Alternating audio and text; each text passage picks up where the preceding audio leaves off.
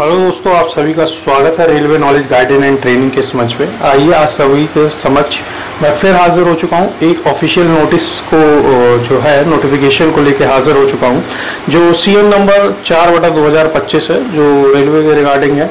और आज हम इसे फुल ऑफिशियल नोटिफिकेशन को समझने का प्रयास करेंगे। बहुत से एस्पिरेंट को बहुत सारी समस्याएं रहती हैं, कुछ क्वेश्चंस उनके दिमाग में या माइंड में रहते हैं, तो उस क्वेश्चन को भी आज हम देखेंगे। तो देखिए, ये लिखा हुआ government of India ministry of railway railway requirement board, और ये आपका सीएन नंबर है, जो सेंट्रलाइज नोटिस नंबर है। ये 4/2025 सेक्शन कंट्रोलर के लिए है, तो उसी को हम आज देखने जा रहे हैं। ये देखिए, यहाँ पे लिखा हुआ है सेक्शन कंट्रोलर, ठीक है। और इसमें देखिए टेबल ऑफ कंटेंट है। अगर आपको किसी भी प्रकार की कोई समस्या होती है, देखिए डेट ऑफ बर्थ के कैंडिडेट के लिए क्योंकि क्या है डेट ऑफ बर्थ, वैकेंसीज की डिटेल और पोस्ट के मेडिकल स्टैंडर्ड वगैरह के लिए एग्जामिनेशन फी के रिगार्डिंग अगर पॉइंट्स है, तो आप यहाँ पे जो प्रेम्बल दिया गया है, प्रस्तावना दी गई है, वहाँ से भी आप देख सकते हैं। ओबीसी का रिजर्वेशन, वर्टिकल रिजर्वेशन, ये सब आप देख सकते हैं। यहाँ पे देखिए बहुत सारे दिए गए हैं।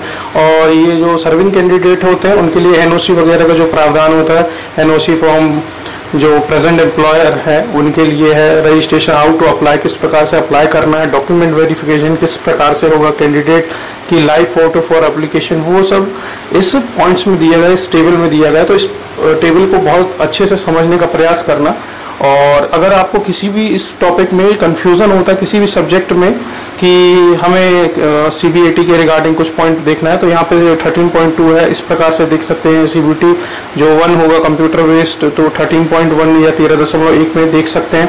और यहाँ पे आपके पेज नंबर की चर्चा कर दी गई है, तो यहाँ पे आप पेज नंबर देख लेंगे। जिस भी पॉइंट में आपको थोड़ा सा डाउट लग रहा होगा तो आप देख सकते हैं, ठीक है। मैं आप लोगों का ज़्यादा समय व्यर्थ नहीं करूँगा, हालांकि ये नोटिफिकेशन बहुत ज़्यादा वायरल हो चुका है। देखिए लिस्ट ऑफ एनेक्सर है। एनेक्सर आप समझ सकते हैं कि पोस्ट प्रेफरेंस, जब आपका डॉक्यूमेंट वेरिफिकेशन होता है तो बहुत से प्रकार के फॉर्म जो होते हैं एनेक्सर रेलवे मांगती है।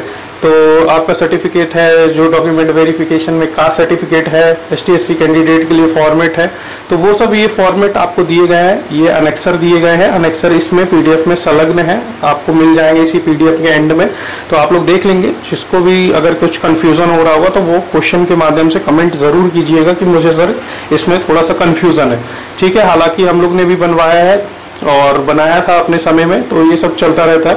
अब देखिए मेन इंपॉर्टेंट जो चीज़ है वो है आपका जो इंपॉर्टेंट डेट्स है। तो ये इंपॉर्टेंट डेट्स का कॉलम बनाया गया है। देखिए डेट ऑफ इंडिकेटेड नोटिस जैसे आया था, शॉर्ट नोटिस मैंने बता दिया था आप लोग को। और पब्लिकेशन की वेबसाइट, जो वेबसाइट पर 14/9/2025 को इन्होंने वेबसाइट पर भी दे दिया था। और ओपनिंग ऑफ ऑनलाइन सबमिशन और एप्लीकेशन, तो ये 15/9/2025 जैसा कि यथावत आपको बताया था उसी प्रकार से है। और जो लास्ट डेट है वो 14 तारीख को रात के 11:59 तक होना है। और जो फी पेमेंट है ये 16/10/2025 तक आप पे कर सकते हैं 23:59 पे, ठीक है। यहाँ पे देखिए लास्ट जो पॉइंट है मॉडिफिकेशन विंडो का, आप मॉडिफिकेशन विंडो जो आपको मिलेगा वो 17/10/2025 से 26/10/2025 तक मिलेगा।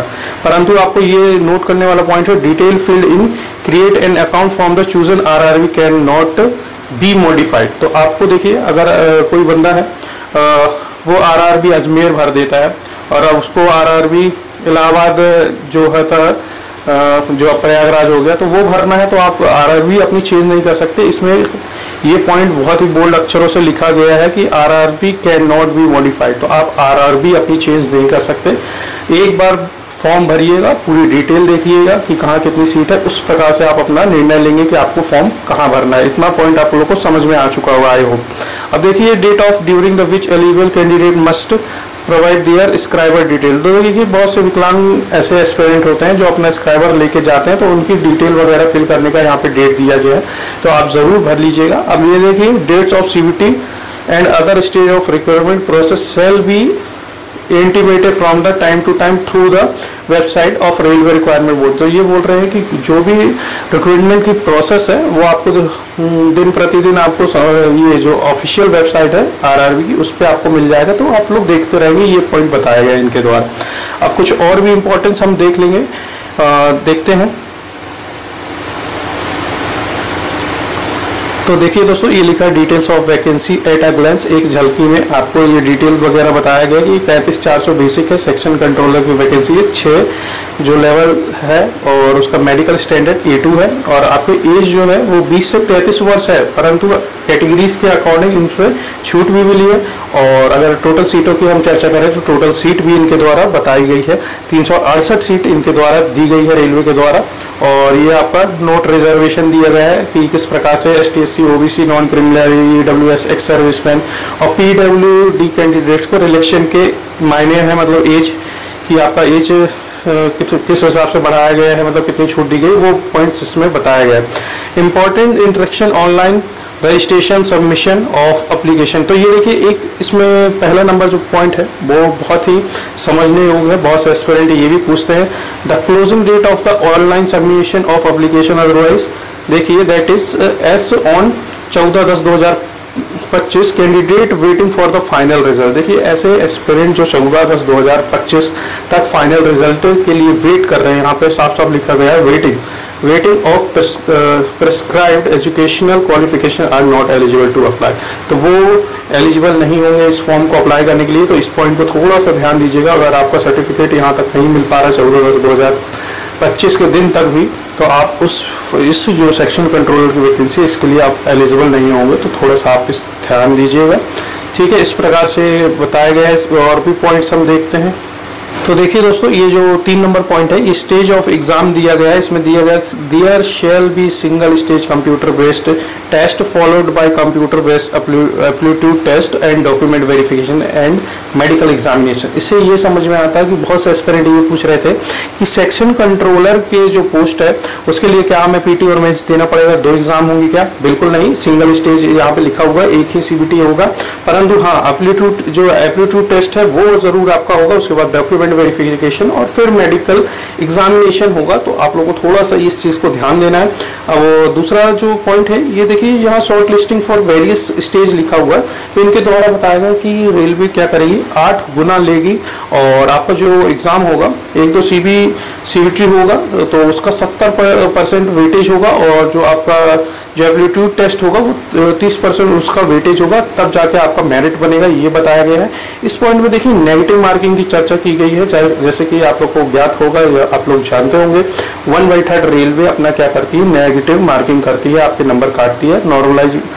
Normalisation of marks will be done by CBT held in multiple shift. अगर मल्टीपल शिफ्ट में होगा तो नॉर्मलाइजेशन जरूर होगा, ये चीज आपको थोड़ा सा समझना है। हालांकि एक ही एग्जाम होगा और जनरल इंस्ट्रक्शन वगैरह है, ये आप देख सकते हैं, आप लोग को समझना होगा। तो मैं और भी इंपॉर्टेंट पॉइंट्स आप लोग को बता देता हूँ। देखिए दोस्तों, यहाँ पे फ्री ट्रेन ट्रैवल फैसिलिटीज है, फ्री स्लीपर क्लास आप लोग को रेलवे देती है। किनको देती है? ST/SC कैंडिडेट्स को। तो आप लोग थोड़ा सा समझ सकते हैं, जो भी ST/SC वाले कैंडिडेट होंगे वो जरूर फॉर्म को फिल कीजिएगा। और ये लिखा हुआ ST/SC candidate who wish to avail free travelling authority will have to indicate yes in the relevant column in the online application and upload valid caste certificate. तो आप लोग को पता होगा, अगर आपको फ्री ट्रैवल करना है, आपको रेलवे की तरफ से जो पास जो इनके द्वारा दिया जाता सुविधा देती है, तो आपको वैलिड आपको कास्ट सर्टिफिकेट देना है। तो उसके बिहाफ पे आपका ट्रैवलिंग जो अथॉरिटी है वो बन जाएगी। तो देखिए दोस्तों, ये 3.0 है medical standard for the post. तो आप लोग को पता होगा मेडिकल स्टैंडर्ड होता है विजुअल, देखिए विजुअल लिखा हुआ है। इसमें देखिए जो आपका मेडिकल होगा वो बहुत ही हार्ड जो होता है, A1 ज़्यादा हार्ड होता है, A2 है। और फिजिकल फिट ऑल रिस्पेक्टिव। अब देखिए इसमें जो डिस्टेंस विजन है जो आपको का है वो 6/9 और 6/9 विदाउट ग्लास होना चाहिए। ये आप लोग को थोड़ा सा ध्यान देना है, क्योंकि जो टेक्नीशियन की भर्ती होती है, हालांकि हमने देखा है बहुत से ऐसे एस्पिरेंट है जो हमारे साथ भी भर्ती हुए थे, तो उनको ग्लासेस लगे हुए हैं, तो उनका पावर का सर्टिफिकेट होता है या बनवा लेते हैं, जो भी जहाँ से वो अपना चश्मा लगाते हैं तो वो भी लेके गए थे। हालांकि उनका भी हो गया था, तो इस प्रकार से वो भी ज्वाइन कर लिए थे। इसमें साफ साफ लिखा है विदाउट ग्लासेस है या किसी भी प्रकार का आप लेजिक सर्वर, देखिए नाइट विजन है या मायोपिक विजन है या विजन, ये देखिए बाइनिकुलर विजन है, इस तरीके से विदाउट ग्लासेस दिया गया है। तो ये इस प्रकार का अगर है तो आप जरूर इस फॉर्म को नहीं भरिएगा, थोड़ा सा ध्यान दीजिएगा, बाद में पछताना पड़ जाएगा कि बहुत परेशान भी हुए और फॉर्म भी फिल किया। तो और भी हम देख लेते हैं। और इसमें देखिए एक पॉइंट और दिया, candidate who have undergone LASIK surgery और any other surgery procedure in the correct refractory error are not eligible for the post having medical standard A2 in this CNM। तो देखिए बहुत से लोग लेसिक सर्जरी भी करवाते हैं आँख की, तो अगर ऐसा कुछ होगा तो आपको ये फॉर्म नहीं भरना है। आप लोग थोड़ा ध्यान दीजिएगा। एक एस्पिरेंट थे हमारे साथी के रिलेशन में थे, तो उनका क्या था, उनको लग रहा था कि लेसिक सर्जरी है मेडिकल वालों को, तो उन्होंने रेफर कर दिया था अदर हॉस्पिटल में, कलकत्ता भेज दिया था उनको। तो हालांकि उनका जो लेसिक सर्जरी नहीं था तो वो कंफर्म थे, उनकी जॉब हो चुकी थी। उनका भी इंटरव्यू हम इस चैनल में ज़रूर लेके आएंगे। आप लोग के कहने पे कमेंट ज़रूर कीजिएगा। और भी देख लेते हैं इसमें क्या इंपॉर्टेंट पॉइंट्स है। अब देखिए दोस्तों, इसमें क्या है, एज लिमिट की चर्चा है 5.2 में। देखिए जो जॉब है 7 CPC है, 7वां वित्त आयोग के द्वारा जो है, लेवल 6 की जॉब है, ग्रेजुएट लेवल की पोस्ट है। और इसमें एज जो आपको बता दें 20 से 33 वर्ष है, परंतु जनरल और EWS का देखिए 2/1/1993 के से होना चाहिए, तब मान्य होगा। वहाँ से या उसके पहले के होगा तो नहीं होगा। OBC जो नॉन क्रिमिनल है 2/1/1990 से अगर जन्म है तो ये चल जाएगा, उनका वो भी फॉर्म फिल कर सकते हैं। या ST/SC वाले हैं जो 1/1988 से है तो वो भर सकते हैं। और lower limit of the date of birth, तो ये लोअर डेट ऑफ बर्थ है जो जिसकी सबसे कम उम्र है, तो वो 1/1/2006 दिया गया। अगर उनका हो रहा है तो वो फिल कर सकते हैं। अब देखिए इसमें क्या होता है, रेलवे बहुत से कैटेगरीज को छूट देती है। तो यहाँ पे ये 5.3 जो पैरा है वो बताया गया। OBC को नॉन क्रिमिनल ईयर 3 ईयर उनको अपर एज लिमिट दी गई है, छूट दिया गया है। ST/SC वालों को 5 ईयर है, देख लीजिए अच्छे से। और एक्स सर्विसमैन को आप लोग जानते होंगे तो उनका 3 ईयर है, ये दिया गया है। और OBC नॉन क्रिमिनल ईयर को 6 year after deduction of length. जो एक्स सर्विसमैन है ये उनका क्राइटेरिया है, वो लोग देख लेंगे। SC/ST वाले 8 ईयर इनको छूट मिलती है, इस तरीके का है। और यहाँ पे देखिए candidate who are serving group C and erstwhile group D railway staff within minimum 3 year service as well as substitute within the minimum 3 year service is continuous on broken spell in railway। तो ये बताया गया OBC वाले को 43 year तक भी भर सकते हैं। जो ग्रुप C वगैरह है, ग्रुप D में ऑलरेडी सर्विंग कैंडिडेट है उनके लिए। जनरल के अगर है तो 40 ईयर दिया गया है, और SC/ST वाले हैं तो 43 ईयर आपको दिया गया है। ये सब बताया गया। पर्सन विद तो देखिए PWD कैंडिडेट्स है उनको भी यहाँ पे छूट दी गई। जनरल वालों को 10 साल, OBC वालों को 13 साल और ST/ST वालों को 15 साल, इस प्रकार से दिया गया है। और भी यहाँ पे छूट दी गई है इनके द्वारा, तो वो भी आप देख लेंगे। और अब यहाँ पे देखिए दोस्तों, यहाँ पे जो 7.0 है एग्जामिनेशन फ़ी के बारे में है। या देखिए इसमें क्या है, 500 रुपये फीस हर कैटेगरीज को लिए फॉर ऑल कैंडिडेट्स के लिए है। और परंतु क्या है, 250 रुपये है for female, transgender and ex serviceman candidate are belonging the ST/SC minority communities वगैरह है, तो बैकवर्ड वगैरह है। 250 रुपये आप लोग को लगेंगे, इसका थोड़ा सा ध्यान दीजिएगा। तो 250 रुपये आपको लगेंगे फॉर्म का, तो आप लोग फिल कर सकते हैं इस फॉर्म को, ठीक है। मोड ऑफ पेमेंट्स के बारे में है तो ऑनलाइन ही माध्यम से आपका पेमेंट जो है वो फिल होगा। अपन और देख लेते हैं इसको। देखिए दोस्तों, एक पॉइंट है 7.3, तो इसमें रिफंड ऑफ एग्जामिनेशन फ़ी है। तो क्या होता है, जब भी आप कहीं भी साइबर कैफे से फॉर्म भराते हैं तो कंप्यूटर वाला क्या करता है कि फॉर्म तो फिल कर देता है, परंतु बैंक डिटेल वगैरह आपकी डालने की अपेक्षा अपनी स्वयं डाल देता है, तो आपको लोगों को फी रिफंड नहीं होता है। पिछले कुछ विगत वर्षों में कहीं कहीं ये केस देखने को मिला है। तो ध्यान दीजिएगा, जब भी आप पेमेंट कीजिएगा तो अपना जो बैंक अकाउंट है, बैंक अकाउंट और IFSC कोड वगैरह अपना स्वयं का डलाइएगा, ताकि जो भी पैसे रेलवे रिफंड करती है वो आपके खाते पे आए, आप लोगों को किसी प्रकार की असुविधा ना देखना पड़े। तो ये आप पॉइंट इसके लिए है। देखिए दोस्तों, ये आपका जो सेक्शन वाइज डिस्ट्रीब्यूशन वगैरह दिया गया है, ये देखिए यहाँ डिटेल वगैरह दिया गया है। सिलेबस की चर्चा यहाँ पे आपको पूरा दिया गया है कि आपको क्या लॉजिकल कैपेबिलिटी है, डाटा एनालिसिस वगैरह आपको दिया जाएगा। और यहाँ पे देखिए मैथमेटिक्स में ये नंबर सिस्टम और रेशियो एंड प्रोपोर्शनल इस प्रकार से दिया है। तो सिलेबस ज़रूर आप देखिएगा। टोटल ड्यूरेशन वगैरह है, देखिए 120 मिनट, 100 क्वेश्चन होंगे, 1/3 नेगेटिव मार्किंग होगी, नॉर्मलाइजेशन होगा, तो मल्टीपल शिफ्ट होगा तो नॉर्मलाइजेशन होगा, ये आप लोग जानते हैं होंगे। तो कठिन शिफ्ट होगा तो आप लोग समझ सकते हैं कि नॉर्मलाइजेशन होना कंपलसरी है। अब देखिए जो मैथमेटिकल है, यहाँ पे क्या हो रहा है कि आपको एग्जामिनेशन का जो ड्यूरेशन है, समय 120 मिनट है। 60 आपको ये एनालिटिक्स एंड मैथमेटिकल देगा। लॉजिकल कैपेबिलिटी आपको देखिए 20 दे रहा है, और मेंटल रीजनिंग आपको 20 दे रहा है। इस तरीके से आपका दिया गया है। जो अच्छा खासा यहाँ पे मैथ्स और रीजनिंग वाले हैं वो बाजी मार लेंगे। जो SSC वगैरह की प्रिपरेशन करते हैं, जिनका मैथ रीजनिंग अच्छा है, तो वो अच्छा खासा स्कोर यहाँ से कर सकते हैं 2 सब्जेक्ट से, यहाँ से फिर भी ठीक है। तो आप लोग इस चीज़ को समझ सकते हैं। ये तो हालांकि देता कि इतने परसेंटेज वगैरह लागे तो हो जाता, परंतु ये होता नहीं, कट ऑफ बहुत हाई जाता, आप लोग को ज़रूर पता होगा। और भी हम इम्पोर्टेंट पॉइंट देख लेते हैं।